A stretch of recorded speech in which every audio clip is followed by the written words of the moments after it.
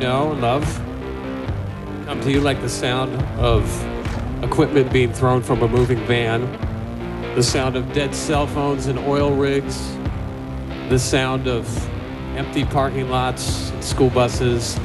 They love to live and live to love. Ladies and gentlemen, Jesus Children of America, the White Stripes. Hello. Come on in. The water's great. My name is Ryan Schaap, and this is the hardest podcast a podcast celebrating the White Stripes' entire catalog one song at a time. One episode at a time, because there's one song per episode. Maybe you're new here and you didn't know the format, so hey, that's a little update for you. As I started recording this, I have my AirPods Pro magnetic case in my hands, and you probably heard that click right off the top. Here's another one. I was informed this morning that anytime in bed, when I close it, my lovely wife Amanda, it wakes her up. So I got to be a little more cognizant of that, and that's been in my mind today. And then as I started recording here, I clicked it open. So yeah, it is annoying, and these are things that we need to work on. And I'm glad that was communicated this morning. What do we got going on here this week? Well, we got one of the weirdest songs in the White Stripes catalog. We're discussing aluminum this week. And with a father-son duo, potentially the oldest and the youngest guests on this show. Jeff and Nathan Fox, they do a podcast of very similar format discussing the fantastic Canadian band Sloan's entire catalog. Am I upset? No. We've all taken this concept from somebody else. It's a great podcast format. I was listening to last week's intro, a friend of the show, everybody's good friend. When he walks down the street, they come yelling and calling and hooting and hollering and looking for a hug and a handshake. Hotel Mira's Mike Noble discussing Screwdriver. As I was listening to the intro last week, I found my energy levels low, which I don't understand why. I really enjoy recording these. So I'm just being a little more cognizant about it this week. So maybe I am a little more jovial, maybe a little more high energy. Let me know in the DMs. Let me know by sending me an email to hardestpodtopod@gmail.com. A couple real quick things before we get going. One, if you want to support this show, if you like this show, and you want to keep the lights on, keep the cameras rolling, keep the coffee hot and the bread fresh, go to buymeacoffee.com/hardestpodtopod. That link, once again, that URL is buymeacoffee.com/hardestpodtopod. Any little contribution helps going into keeping this show afloat on the air. It's head above water, and we really like doing this. And we do it for free, but if you want to throw a couple of shekels our way, we are not going to say no. And if you're saying no, I can't afford it, hell, I don't blame you. You know how you can support this show? Go rate and review it on your podcast platform of choice. If you listen to podcasts, you hear every jabroni tell you gotta like this, you gotta review it, blah blah blah. Listen, it really helps. It's very beneficial, and liking and subscribing and sharing it on Instagram and telling 7 friends, not bringing 7 friends, but telling 7 friends, all very positive, constructive ways to grow this show's footprint, to have the noise this show makes get a little louder, and of course help us reach our inevitable goal of having Jack White on this show, not once but 3 times, to discuss 3 mystery songs that I have set aside for him. If you are listening for the first time, that is the lofty goal.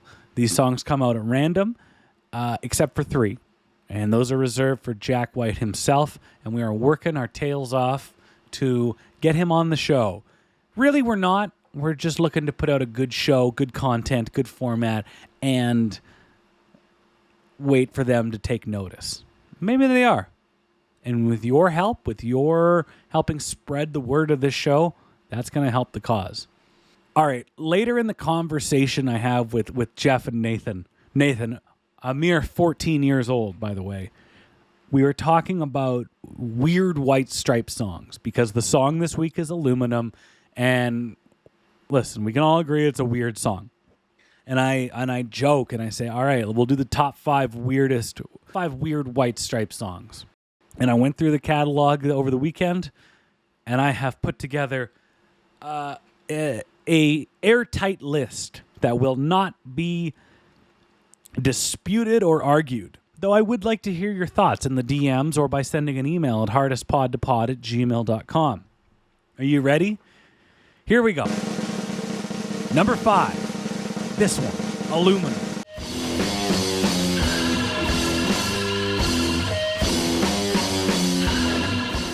This song rocks. It's pretty heavy. It's pretty cool, but we can all agree the weird underwater sound vocal trick is a little odd. So, Aluminum, number 5. Number 4, St. Andrews, This Battle is in the Air.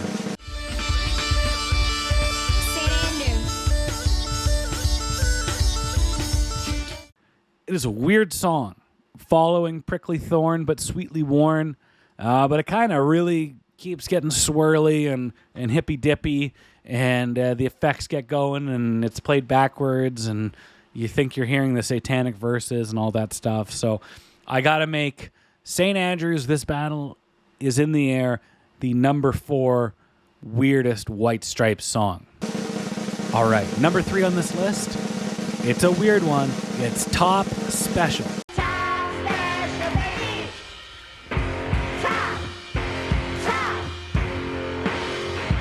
special. Now you're wondering, what the hell is Top Special? Top Special was a song that came to life around the Get Behind Me Satan tour, and it was only released in one format, and that was on the Inchaphone record player, where they were getting silly with merch, and you could buy a record player that played singles on this plastic disc that was an inch, I think it was an inch wide, and you could get, the Blue Orchid single or the Seven Nation Army single, and one of them that you could buy was Top Special. And there was a big buzz around the time about the song and what it was like, because they would play it live. I remember at one of the Vancouver shows in 2005, Jack and Meg played it for a bit, and it kind of reminds me of Party of Special Things to Do. It's a really heavy riff and the kind of bellowing vocals, but the recording's really weird and their voices are super high pitched and it doesn't make a lot of sense. So Top Special is number 3. The runner-up for the weirdest White Stripes song, number 2, is Who's a Big Baby? Who's a big baby? The B-side to Blue Orchid, the first single off of Get Behind Me, Satan. You notice a trend here, 2005. This is a weird song. It sounds like circus music. You've got the vocals on this track are all Alvin and the Chipmunky, and I can tell you, I listened to the song once when I got the single, and then I listened to it again when I was preparing for this list. So when it takes 20 years to listen to a song more than once, and listen, I know you're listening and you're writing your emails and your DMs saying, that song's fun, I listen to it all the time. That's great. You probably do. I listen to weird songs all the time too. I can't begin to tell you how many times I've listened to Tomcat Prowl by Doug and the Slugs so far in this 2025. But Who's a Big Baby is a weird song. I don't care for it. I don't dislike it, but it's just not for my ears. And finally, the number 1 weirdest White Stripes song is You're Pretty Good Looking for a Girl Trendy American Remix. Oh yeah, you're pretty good looking for a girl. Your eyes are wide open. I never got this. I understand that it was, 2000-ish, and they were still part of that kind of hipster scene and taking cracks at auto-tune, and I mean, even though Cher totally crushed it with Believe, but this is literally the same song, but Jack with some sort of auto-tune phaser or flanger on his vocal track. So it's about 5 years before T-Pain. I get the tongue-in-cheek jest, but I think I have listened to that song even less than Who's a Big Baby. The White Stripes have a lot of good jokes. That one was a little strange. So there you have it. Top 5 weird White Stripes list. If you got a listicle idea, if you got a list, you want something you want me to break down, I'd be happy to do it. Send me an email, send me a DM. I think it's time for our call to action this week. I want you to go and hit pause on this podcast and go to your streaming platform of choice. And I want you to listen to Aluminum off of White Blood Cells, their 2001 breakout album. So it is good and fresh in your mind. Okay, Aluminum is fresh in our mind. It's now time to talk with Jeff and Nathan about just that, Aluminum. And we're not talking about pouring metal, but that is what Jack was hoping this song sounded like. Let's go.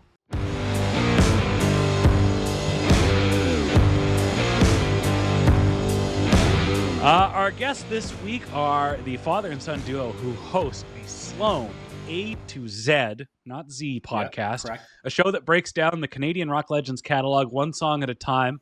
Hey, wait a minute. That sounds a little familiar. They are Jeff Fox and his 14-year-old son, Nathan. Boys, how are you doing today? Good. How are you? I'm fantastic. I'm fantastic for a couple of reasons. One, I like the idea of this dynamic. I like the idea of people that have taken... I stole this podcast format from a Blink-182 podcast. I'm curious, what inspired you to come up with your podcast and the format? A couple of shows, right? Yeah. There's another good Sloan podcast called Sloancast. They were around before us. They're mostly a interview-based podcast, so we didn't want to steal their gimmick. And then there's the Oasis podcast that I listen to because we're both big on Oasis. It's not every episode, but he does an ongoing segment where he breaks down Oasis catalog alphabetically, by song. So we stole that bit and took it to Sloan because Nathan became a massive Sloan head when he was 12, and I've always liked Sloan, and we took it from there. We're 100 episodes in almost. And another thing, just like getting it out there. I guess podcast is the best way, like a verbal way instead of like a YouTube channel. Yep. And stuff. But music podcasts are really good. So obviously, like this one, for instance. Exactly. Thank you very much. I just got to say, like I've had podcasts for well over a decade now, and not to get sentimental off the top, but capturing these conversations between you both and these kind of interactions and experiences, like I tried to involve my old man whenever possible, or I'd host kind of like party episodes for a hockey podcast I did, and just having my parents on. So it's cool that you're having fun now, but like in 10 years, like this is going to be such a sick time capsule to have. So I absolutely love this idea that you're doing, and I got a lot of a lot of my direction in music was right from my parents, and so to whether like I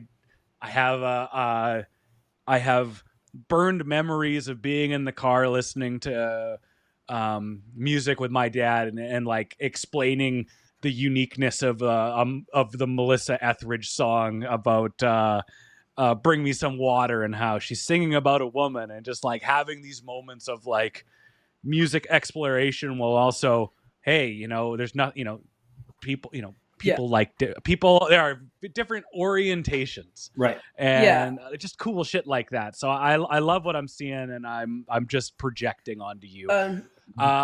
Another thing, like we would be talking about a specific song, and we're like, a podcast would be great because we're just having a conversation about a certain song, and then other people can listen to our conversations. So because we were talking about ever since he got bit by the slum bug, that's all we've been talking about for hours at a time anyhow. So we figured, hey, we may as well record it. And even if, as you said, even if I thought even if no one listens to it, at least we have this, Exactly. this this time capsule of what was going on. Especially Nathan, he was 12 when we started, which is fairly young, and now he's almost 15. So, but then people did actually start listening to it, and the band started listening to it, and the fans started listening to it. So I'm like, okay, well, it's more than just a little fun thing we were doing with each other. So yeah, works out well. I love it.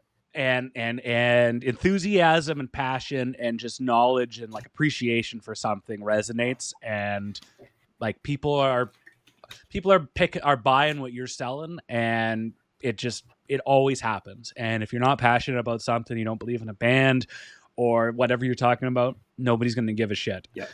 I guess I should say, because you're 14, should I be swearing or not? It doesn't matter. Yeah, it doesn't matter. It's just people tend to any Sloan gathering. People tend to not be able to. These rock stars and their potty mouths. So yeah, it's nonstop. Now we should have vetted you before we came on the show. We didn't check on your Sloan fandom level before we agreed to come on the show. So let us know your thoughts on the band. I really like Sloan. Oh crap, what's that album called? I'm gonna bring it up here. I think like "Believe in Me" from Parallel Play is like one of my favorite of all time songs.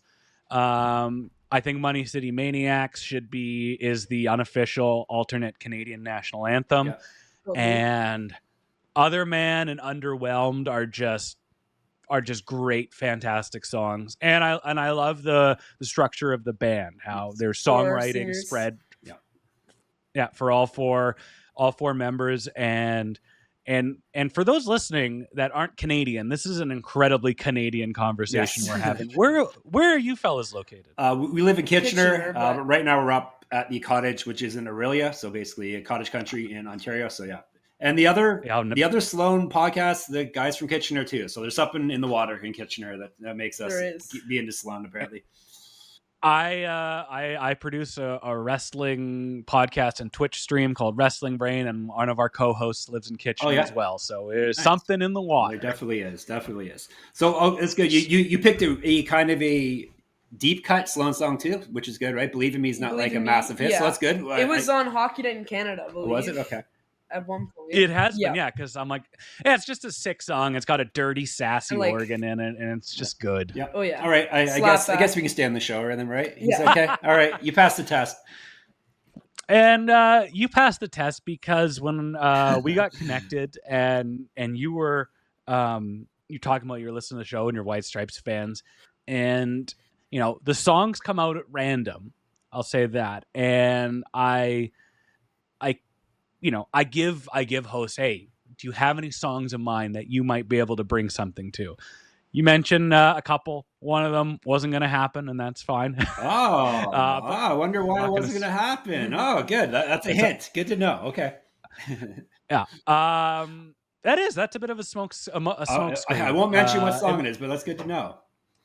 Yeah. But then you said that you both said at the same time aluminum, which is what a bunch of weirdos. One of the strange, it is a weirdo. I referred to you both as sickos, and I like that. It is a weird ass song. It's probably I would say it's in the top 5 weirdest White Stripes songs. For sure.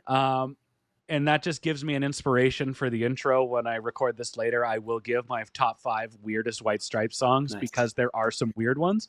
But you mentioned aluminum, and it's a track that it's a track that has survived. It was continually performed live. It was played at a very important show. I guess this is my question for Nathan first, before we get into talking about the song. What about the White Stripes resonates with you? What stands out? What kind of makes you say, yeah, I like this band, I like this music, and I don't know, I respect this band? So I was very young when I started liking the White Stripes. My dad, this guy right there, would play live performances, and just the two people duo band, like just guitar, drums. It just stood out. That stood out first of all, and the red theming stood out. And I was a big Lego kid. I was a big There you Lego go, fan. yeah. So fell in love with the girl. Music video was a big thing too. Absolutely. Oh yeah, and I feel like the energy of the songs, it just it stuck with me. And when he first started playing in bands, he went to When I went to School of Rock originally when he was like real little. Oh, Like, yeah. he started when he was like 4 or 5. He played Hardest Button to Yeah, Button. Hardest Button was one of the first songs they learned. So yeah, with boomwhackers. with boomwhackers, right? Yeah. I don't know how you describe them. Tubes that are tuned to. Yeah. You know what they are. That's pretty You cool. know your boomwhackers, So. And then I ended up from School of Rock. I ended up buying a Eastwood Airline guitar when they went out of business from them. So I got basically the Jack White guitar. I bought. You have one of I those? have one of those. Yeah. It's a 59. It's Not exact. It's a red the original, airline. the one that they reissued 20 years ago or whatever. Yeah. Yeah. Well, they're still selling. Yeah. I'm currently in an ongoing.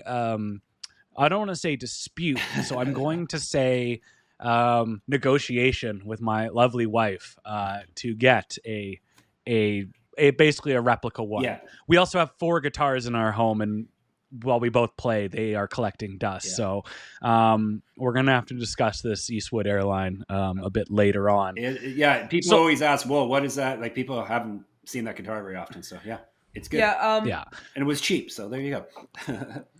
Yeah, it's the 2 pickup one. Yeah, 2 pickups, and and Nathan's taken. He's way better than me at guitar now, so he's basically stolen it from me. And it's part of his collection now. I have the strap to it on my telly. And there you go. There's the strap for it, red and white. So there you Red go. and People, And black on black telly. Yep. I got a deluxe just over my shoulder Oh, too. nice. So I feel you. All right, let's dive into aluminum. Yep. It's a question for the both of you. Why did you both come up with this song, and why did it spring to the front of your mind that you both said this is a song that we could discuss at length? we're weirdos, like you said. We're Weirdos. both strange, obviously. I was looking through each of their albums, thinking of songs that stood out to me, and I was like, "Oh, aluminum." Yeah. And I was like, "Okay, aluminum." And I was like, "Okay, aluminum. How about aluminum?" It's very It's very like- distinct. It stands out very much. So. And it's a song that Nathan and his brother dug when they were little kids. They thought it was hilarious. That's cool. They thought it was the hilarious underwater and stuff. The underwater song. Yeah, the underwater song. The underwater. So yeah, it's memorable. You whether you like it or not, you cannot dispute that it's a memorable White Stripes song. It's a memorable song, and I think over the course of this podcast series, we keep going back to the fact that White Stripes songs and White Stripes albums have a lot of space to it. They have a lot of room to breathe. It's not just front to back, loud, busy songs. It's these songs are peaks and valleys. They give you moments in songs and in albums to process and digest what you're listening to. And White Blood Cells, for the most part, I think you could make a very good argument that it is their best album. It's my favorite. But it is a very uncomfortable album. It's stressful. It's quite jagged. It's not exactly it's not an album you're putting on for a road trip, but it's still like it's an amazing album. The songs are outstanding from top to bottom, but they on purpose made it sound frantic and uncomfortable. That was their goal. And Jack famously said to what's his name? Stuart Sykes, the mixer. He's like, "Don't make it sound too good," because this is the White Stripes' first time in a modern, bigger studio. And I watched. There was a documentary. It was somebody in the studio with a handy cam in 2001 filming them record this, and there wasn't much to this recording, and the songs that appear on the versions that appear on the album kind of came out of thin air watching them. And Aluminum feels like this. This is a strange and uncomfortable song. It doesn't have lyrics. It's literally, if you, Jack White is making noises, but he's not saying anything. So you could say there are no lyrics. So it's the only instrumental. Yeah. When you're listening to White Blood Cells and Aluminum comes on, like, what comes to mind? What does it make you feel? What's your brain telling you? I think it fits. Yeah, it does fit in a weird way. The album's a hodgepodge, really. It's not like you mentioned frantic. Yeah. The song before it, I Think I Smell a Rat. That's a very frantic song. And then totally. Aluminum, like, it starts with just, I don't know, is it like tremolo on his voice or whatever? All the effects something like, he's singing through something, and it makes it sound underwatery. The perfect way to describe it. You can hear it kind of brewing before he actually starts, like the feedback or whatever happening. Mm-hmm. It's a build, and then it just the vocal parts, and then the song kicks in. So it's. Like I said, the album's got everything on it. It does. So you can't say any song doesn't fit on that album, because the only things that don't fit on the album are blues and guitar solos. Because they made that rule that no. And for the record, Sloan has no guitar solos on the first two albums either. So that's a common thing. But yeah, it's like I said, it fits, and I think it's got. You can play some on that song, and they would get the gist of what the White Stripes are, because I think all their elements are in that song. Even though it's a silly, some people may think it's a throwaway song, but I think that the White Stripes can be boiled down to this song. Yeah, another thing that stood out when I was young with White Stripes, they're bold. They're a bold band, and this song is a very bold song. So yeah, put this on your breakout album. I know it's not major label album, but like your biggest release, and you're showing that you're doing things your way. Yeah, I love that you bring that up, because in preparing for this song, like, there isn't too much to this song.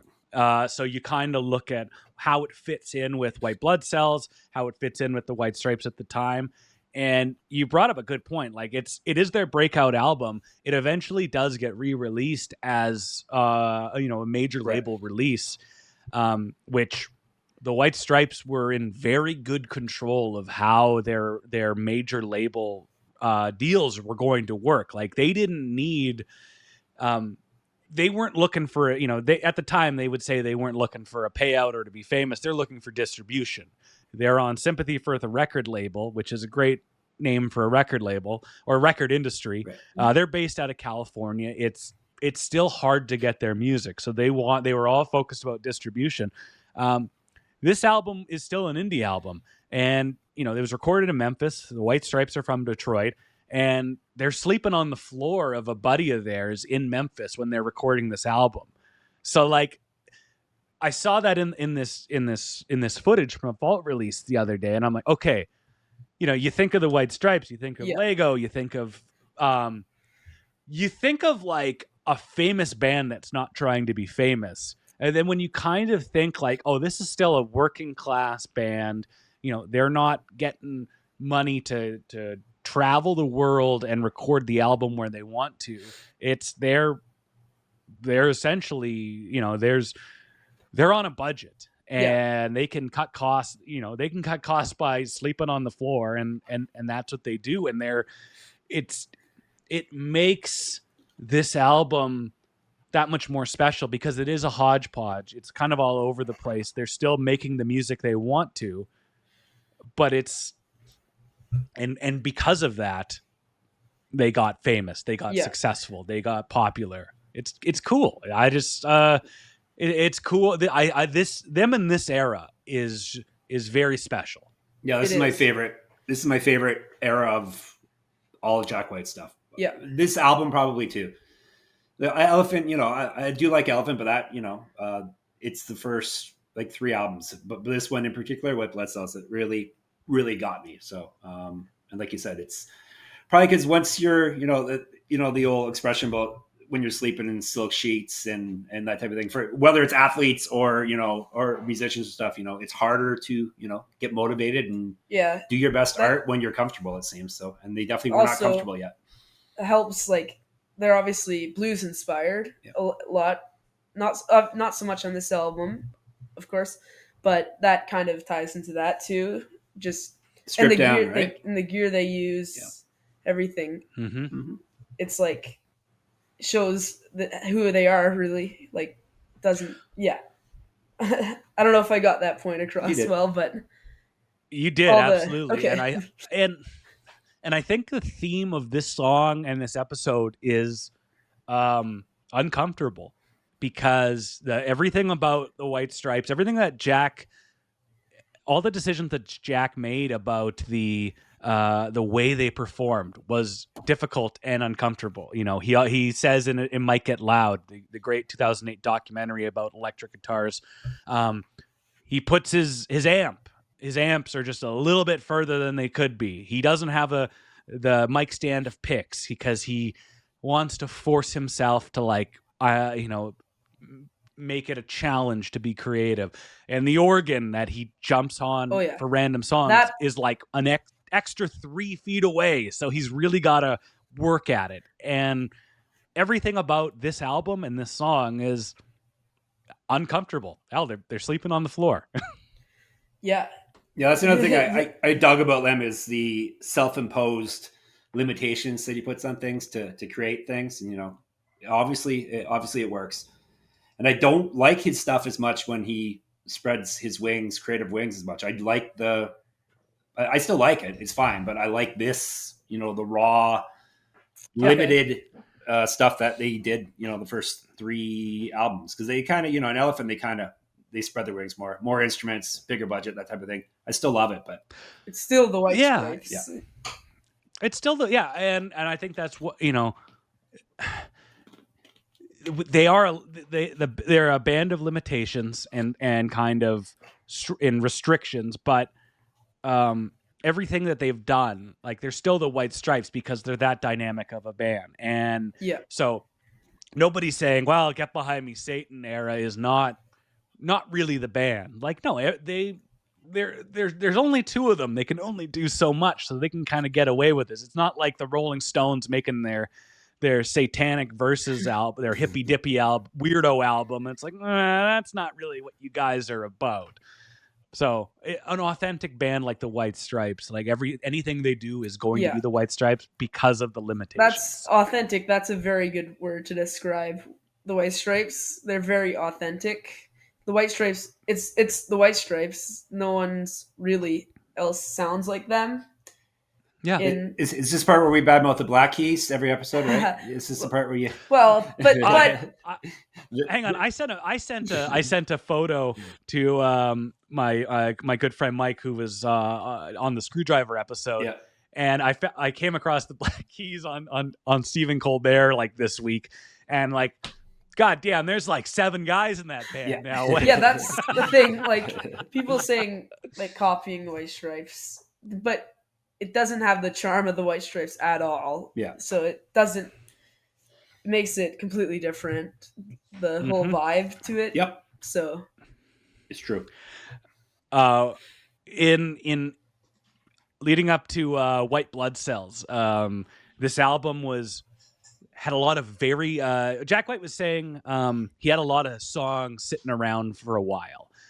So like Dead Leaves was written, it goes far back as 99. It was they recorded a version for the first album, and a lot of these songs kind of were sitting around. Yeah, so Jack White is that kind of artist. Yeah. Like, he's got all of this stuff lying around. Waiting but for we talk about White, the time for it to be in its right place.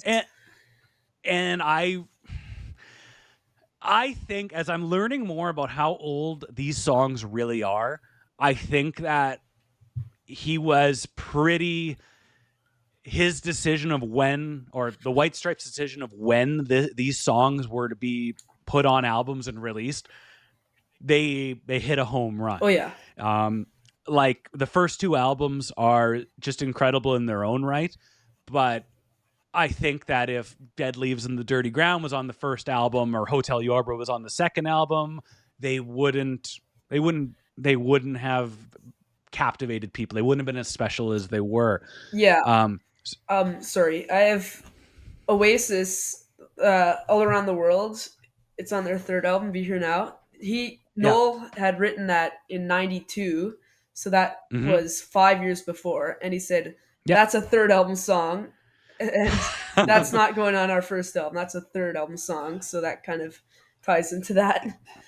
It's a lot more common in music than you kind of think, and like you kind of when you think of a band putting out a new album, it's like, okay, they came down with a tape. Here's new demos. Here's the new songs. We're gonna put them together. I hope they're great. And you kind of don't think that these are artists and they are painting a very specific picture. And I think of Guns N' Roses, the song "You Could Be Mine" from the Terminator 2 soundtrack, which is like one of their best songs. That was written and recorded during Appetite for Destruction, which is one of the best albums ever made. And they thought, well, it didn't really fit the vibe of the album. And I'm like, they're right. And if they took one of the one dud on that album, Think About You, and replaced it with "You Could Be Mine," it would be like the greatest compilation of music ever. One other thing, Axl Rose had written the piano lines for November Rain, and he had them since like the mid 80s. It was the only thing he could play on piano. And I remember reading a Guns N' Roses bio where he's like, that's all he would play. And he's like, I'm not going to record this until it's perfect, until it's what I want it to be. And that kind of reminds me of the White Stripes with these songs. Not that they're perfectionists in any way, but this is going to work better over there. This is going to be best at this point. And like Oasis, that's a third album song. So I absolutely love that. Well, like Sloan, right? Sloan has an album coming out next month, and one of the songs is 30 years from 95, old. 95. And one of the songs from 97. Yeah, so they almost have 30 plus That's cool. songs. Yeah. So we've heard we've heard the demos for decades, and they're like, what? They're doing it now, and they're like, yeah, well, it wasn't ready. It wasn't ready yet. It's ready now, though. So, cool. It's art, man. Like you'll look at something, you'll hear something a certain way in 1995, and you're like, I don't hear anything. 25 years later, you're a completely different person. You hear something completely different, or you see it a different way. You're like, you know what? We could do this with that. And that's just cool. Like I love stories of not perfectionism, but I can see it and I can experience different now. Yeah. Yeah, like Andrew, he wrote the one from 95, and he said good food takes time, so that's a good way to describe how songs can change. And then some songs take longer to bake in the oven, right? Yeah. And then you wouldn't want a half-baked whatever. Half-baked song? Yeah. You don't want... even if it's done, you can keep going, then it's even better, essentially. We all know what a half-baked song sounds like. Yeah. You know what a half-baked, let's pad the backside of the album with it.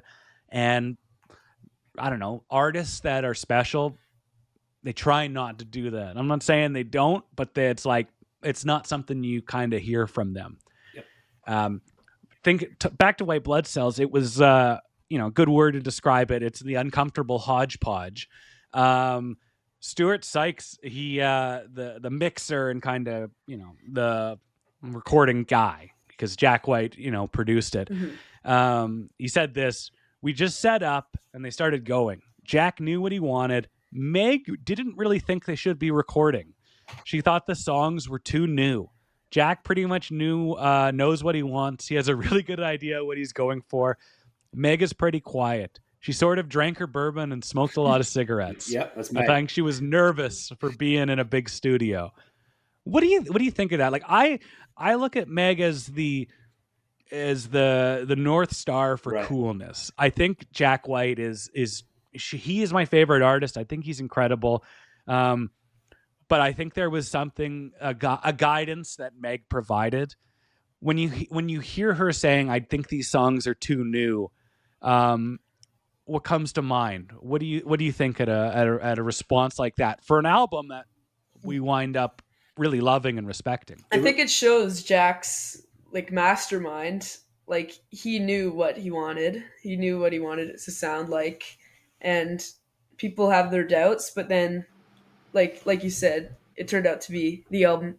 White Blood Cells turned out to be the album it is. Yeah. So it shows that he knows what he wants, and yeah, It reminds me of someone who Jack reminds me of. Bob Dylan does Okay. a lot of the same things with his albums. The band will not have Like any what? idea what the song is or where it's headed, and he will say, "Just follow me." And the song may be 15 minutes long, and they just keep playing. And they're like, "What are you doing?" Okay, Yeah, well, they think it's a rehearsal, and he's like, "No, that's the take." Like you hear about Neil Young doing that too. he So put in it's the guitar player on keys. yeah, he put Yeah. put a guitar player on keys. Guys never played keys before. You know, it's. And it I would Let's see what we got here. I would put Yep. Jack in conversation with those guys, Bob Dylan, the Neil Youngs, or even Prince. Prince saying, too, yeah. Nope, I'm playing all the instruments on the record, and they're like, no, but then it turned out to be a masterpiece of an album. Yep.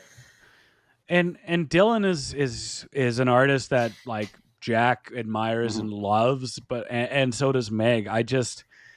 It makes me think like of the comment earlier about half-baked songs and maybe based on their experience, Meg was thinking, I think there's still a shape that these songs could take.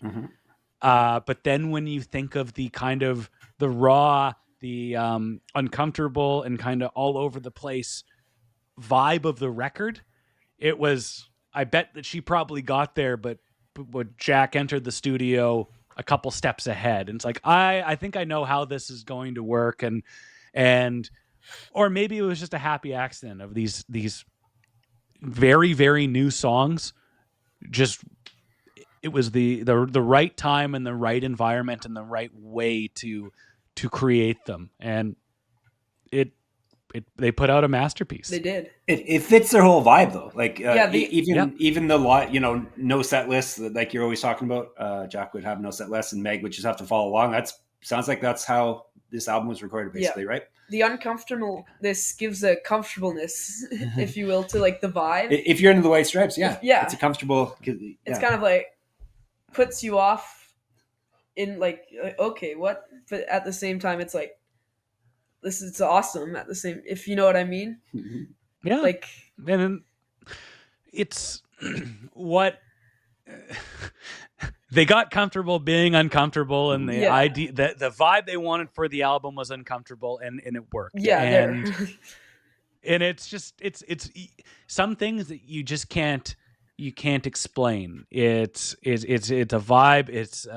It's a general theme of the album, and it came out, and it came out on aluminum. It came out on this whole album, and it's great that this weirdo song fits this album very well.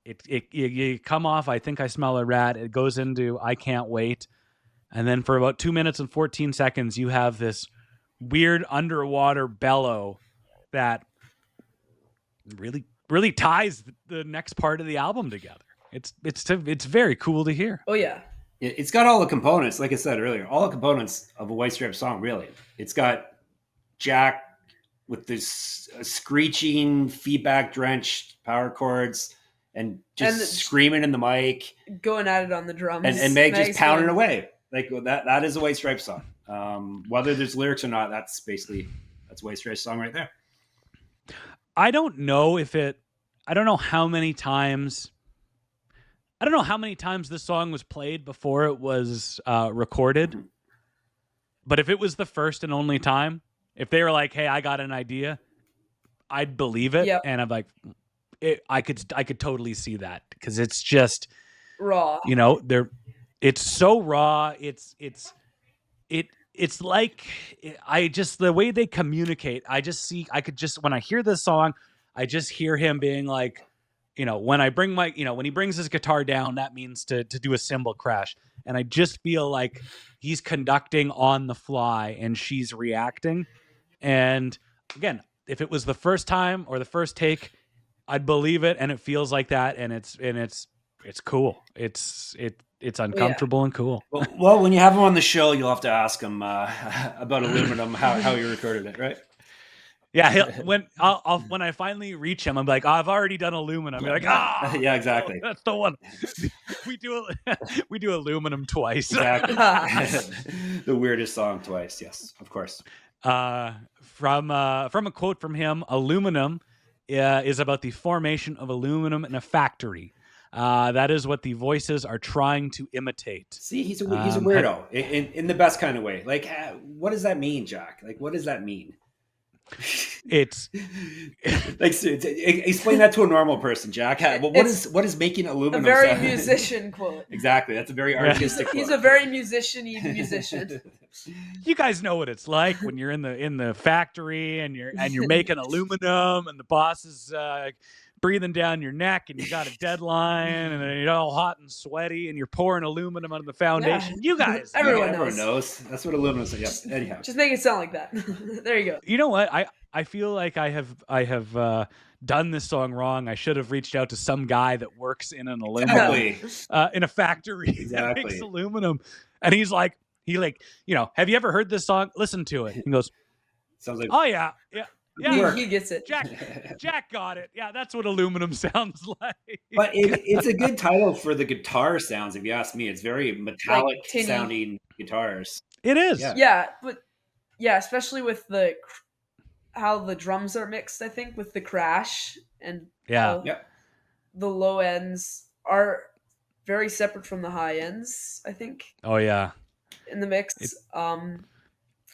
And I don't somehow with that it gives it a tinny yet thick at the same time sound, and it's just incredible how they got that. Can you tell Nathan takes music production in high school? He's majoring in music production. Can you tell? You're a very well-spoken 14-year-old. I'll give you that. Let's move over to the song's legacy. Pitchfork, they gave the album a 9. You can think whatever you feel like about Pitchfork. They are kind of like, they do like the smell of their own farts, but they also can give a good review of an album. They spoke about aluminum, and they said, White Blood Cells surges with classic rock's grittier moments, stomping around like the MC5 and on the instrumental Aluminum, Black Sabbath. The guitar echoes the second half of Neil Young's Rust Never Sleeps, but Jack's vocals are pure indie rock, bratty and unashamedly so. And his upper register, his voice yowls and cracks with pissed adolescence. See, the little too flowery and wordy for my type of writing, but I can't argue with it really. No, they get the point across very well. It's true. Yeah. So here comes the strange twist of this episode. In doing my research for this, I learned that British choreographer Wayne McGregor used the track Aluminum as well as Blue Orchid and Hardest Button to Button for his production for his ballet called Chroma, a piece he created for the Royal Ballet in London, England. It was played to the band as a surprise in the Cincinnati Music Hall in Ohio in 2006, and it won the 2007 Laurence Olivier Award for Best New Dance Production. As I bring up this video, have you looked up this performance? No, I forgot to do that. Is it like a slam dance? Like how is a ballet to this kind of music? I will upload it now, but I'm just curious. We've discussed this insane song for 40 minutes, and now you're learning that it was used for a ballet. What are your thoughts on that? Artists are going to artist. Basically, it's obviously directors are very creative people as well. So not a huge surprise. I'm wondering how he got exposed to the song. But yeah, it makes sense, I guess. Maybe not for ballet, but sure. Yeah. There's like a vibe to it that I can see being in terms of like the artistic style, depending Yeah. on what the ballet is like. I can definitely see it working. I wouldn't have ever thought of that before, but I can see it working now that you mentioned it in a way.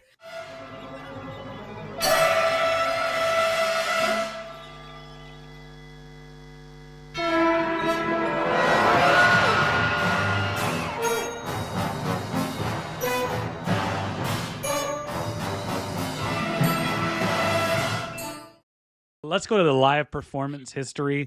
This song was based on how and when it was performed. This was probably one of the newer songs that Meg was skeptical about because it was played live 15 times. The first time it was played was the White Stripes played 3 shows before right on the cusp of blowing up. There was a couple of venues in Detroit that they came up in, the Gold Dollar, the Magic Stick, and whatever the other one was. I always forget. But they played these shows that were huge, and then when they came back to Detroit, they fell in love with the girl, had come out, and they were stars. So one of those shows, they played the whole album front to back. That one is a very interesting representation of the band at the time because they aren't performing some of the songs very well. And it's on the deluxe edition of White Blood Cells. There's a lot of sloppiness in it because they probably only played these songs once or twice. And the drumming is weird. It's not straight ahead drumming. Yeah. And in one performance, you can see Meg has trouble figuring out when to come in on it. Yeah. But she picks it up and gets it into the groove of the song quick. Well, imagine if you're in a band and you only perform a song live 15 times, and then you add on, when is this guy going to turn to me and say, it's time to play this song that we haven't played in 4 years? And you're like, okay. And he has to kind of, he's a conductor again. And he's like, because I'm picking how fast I want to play it. I'm picking when I want to play it. Oh, you haven't done this song in 4 years? Well, saddle up. We're going to do our best. So there is one, one of the 15 times they played it live was at their 10th anniversary show in Glace Bay, Nova Scotia. That's just the one. A hop, skip, and a jump up the road from Halifax, where the Sloan boys are from. That's the one I was talking about. Yeah. Yeah. Because it's funny, they played it 6 times in 2005, and then they only played it once for the 10th anniversary show in 2007. So I watched that version last night. And I'm like, you can tell they haven't done it in a while, but the fact that it was 2 years apart and only done it 15 times live, I think Meg does a pretty damn good job for that level of that's a tough job to have, and she did it well. People need to appreciate how good she is at like locking into a song. Yeah. And like just giving the song what it needs, the power and just the feeling of the song. This is the part of every episode where we talk about how Meg is actually a good drummer. Yeah. Right? I feel like people who aren't big music fans think she's not a good drummer. Same with Ringo.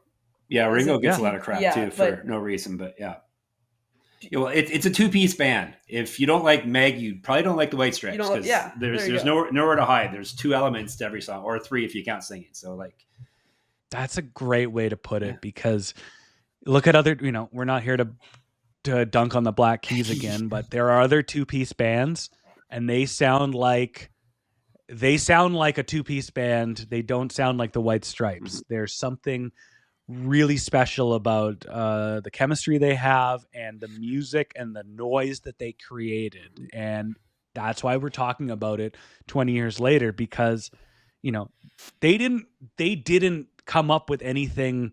They didn't reinvent the wheel. They didn't come up with something mind-blowing, but it's just the chemistry and the vibe and the cohesion that they had created something special. It can't be replicated.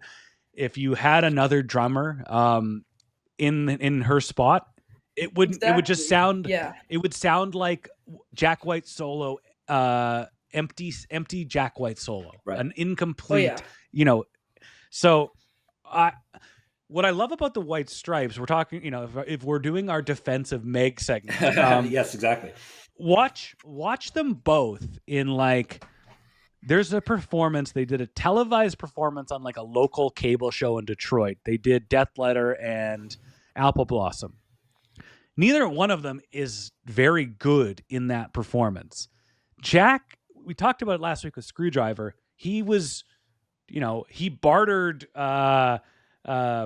studio time with learning how to play the slide guitar. This is a band. Jack had that talent in him all along. Because he just did. But through his work ethic and time with the White Stripes, he developed it. He wasn't the best player in those first couple of years. And neither was Meg. But by by Icky Thump, by Get Behind Me Satan, those two are just so good in their roles and so tight and so locked in that you can't do anything but marvel at the fact that these are two people on stage making all of that noise and playing random ass songs so tight and so cohesively. It's just special. Oh yeah, and like we talked about, or you talked about, Jack being a conductor. Meg is incredible at following Jack's lead. Yep. It's a connection. It's just a very rare connection two people had, and we're lucky enough that they decided to pursue it and capture it and bring it to the masses. And all you can do is appreciate it and marvel at it, because it'll never be done again. It was almost like their brother and sister the way they were locked in, don't you think? Something like that. Something like that. So the last time they played it was at their 10th anniversary show, and they played their final proper gig together about 2 weeks later, as we know. And I looked it up while we were recording. Jack White played this song once as a solo act in 2015 in Brazil, and I think it's a song. There are White Stripes songs that he takes with him to perform as a solo act, and it makes sense. Big hits, songs he really likes. But there are some special songs that I think that he takes with him that kind of represent this type of, raw punk rock grittiness. And I think this is one of them. And the fact, even if it's only been played live once, he shows that, 10, almost 15 years after they recorded it, he wants to perform it again. Mm-hmm. And I think it's a special song that stuck with him. And I'm glad that it's out there in one way or another. And I'm glad that we talked about it for literally 50 minutes. Yeah, we did it. We did. As we wrap up today, based on all of the context that we've given this song and this band, are you going to listen to Aluminum differently than you did before doing this conversation? I think I will. Before I'll look at it less of just a bold, a different song, and more I can appreciate how in depth the difference is from everything else, instead of just it's different than everything else. I'm like you can think something's different, and you can also think something, that's different in a special way than just it being different from everything else. Yeah. Sorry. I like that. But I think that maybe when you first started, when you would approach this song, you'd kind of think they're being weird for the sake of being weird. And maybe they were, but it fits this album. It fits this band, and it fits this era. So yeah, they were weird for the sake of being weird, maybe, but they are also being authentic. There's nothing, you boys said it, like so many key elements of the White Stripes are in this insane instrumental song that's barely 2 minutes. Yep. And it's authentic and it's them. Exactly. And it's longer than a bunch of the hits off the album too, which I find funny as well. It's one of the longer songs on the album. It's like there's like 7. I counted. There's like 7 songs shorter than it on White Blood Cell, so it's fun. You think of it as this little, just a little extra song thrown in, but no, it's long. Yeah. I totally forgot to ask this. So wrapping up. Okay.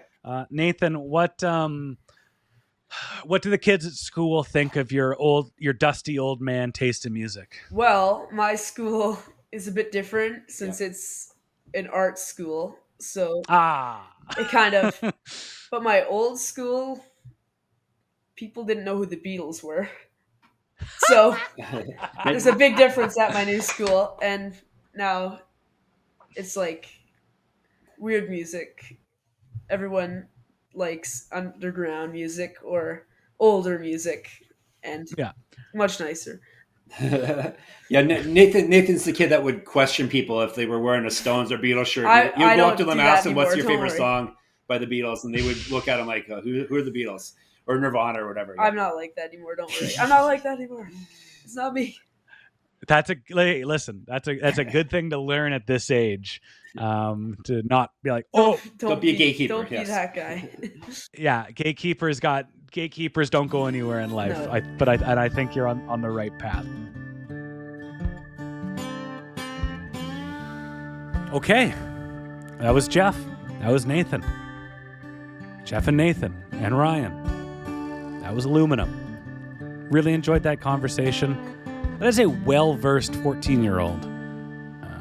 Very good at describing music and art and just I enjoyed speaking with the both of them, and I love the idea of the podcast they're doing, and I think that is, like I said, a fantastic time capsule. Well, it's pretty hot in here. The dog's barking. I think it's time to get out of here. We'll be back next week. You don't know what the song is. I do, but you don't. But let me tell you, we'll have some fun talking about it. Because the Hardest Podcast is hosted and produced by Ryan Schaap. Artwork by Catlin Likely. Amanda Schultz is our assistant editorial producer. Mike Noble is our Gato.